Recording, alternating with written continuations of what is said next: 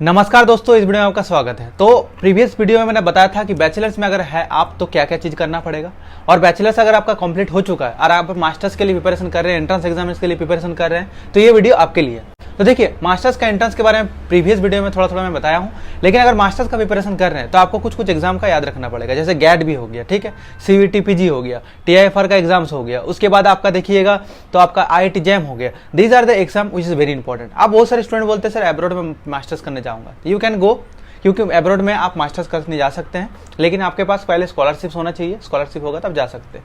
मेरे अनुसार आपको मास्टर्स इंडिया में करना चाहिए, और मास्टर्स इंडिया में कीजिएगा। बहुत सारे अच्छा यूनिवर्सिटी इंस्टीट्यूट जहां पर आप इसको परस्यू कर सकते हैं। बाकी आपके ऊपर निर्भर करता है आप क्या करना चाहते हैं। अगर आप इंडिया में करना चाहते हैं तो उसके लिए जो मेन एग्जाम है, अगर बायोटेक में मास्टर्स करना चाहते हैं, डिपेंड नहीं करता है कौन सा सब्जेक्ट से आप आ रहे हैं।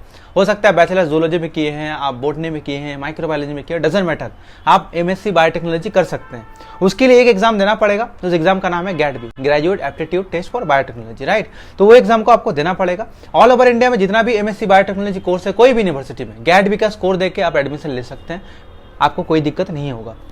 लेकिन क्वेश्चन नाउ मैं बायोटेक में नहीं जाना चाहता हूं, मैं सर कुछ और सब्जेक्ट में जाना चाहता हूं। तो कुछ और सब्जेक्ट में जाने के लिए एक एग्जाम और होता है जो बायोटेक को छोड़ के ऑल ओवर यूनिवर्सिटी में आप एक्सेप्टेंस होता है, उसका नाम है सीयूईटी पीजी।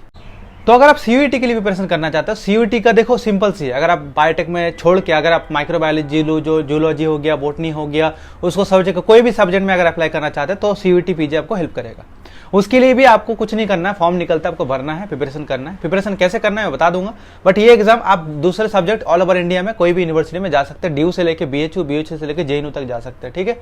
लेकिन बायोटेक के लिए गैट भी देना पड़ेगा। उसके अलावा अगर मैं एक एग्जाम का और नाम बताऊं तो वो एग्जाम का नाम है आईआईटी जैम। अब आईआईटी जैम तो नाम से आप पता कर सकते हैं आईआईटी में एडमिशन के लिए, लेकिन गैट बी का नाम लिया था मैंने पहले।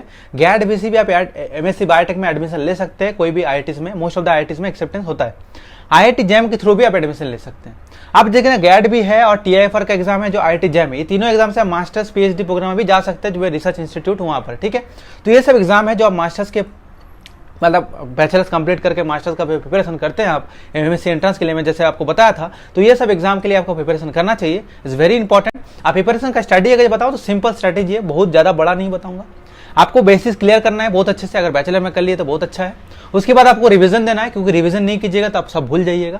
और थर्ड पॉइंट आता है क्वेश्चन प्रैक्टिस करना, क्वेश्चन सॉल्विंग एबिलिटी को डेवलप करना, क्योंकि उस कम टाइम में आपको क्वेश्चन सॉल्व करना है। तो आप घर से अगर सॉल्व करके नहीं जाते हैं, अच्छे से प्रैक्टिस करके नहीं जाते हैं, फॉर्मूला को याद नहीं रहता, तो वहां पर जाके आप कर नहीं सकते। बाकी नेक्स्ट वीडियो में बताऊंगा क्या करना है, और बाकी एमएससी में अगर आप जाना चाहते हैं। प्रेम पूर्वक, आदर पूर्वक, तहे दिल से बहुत बहुत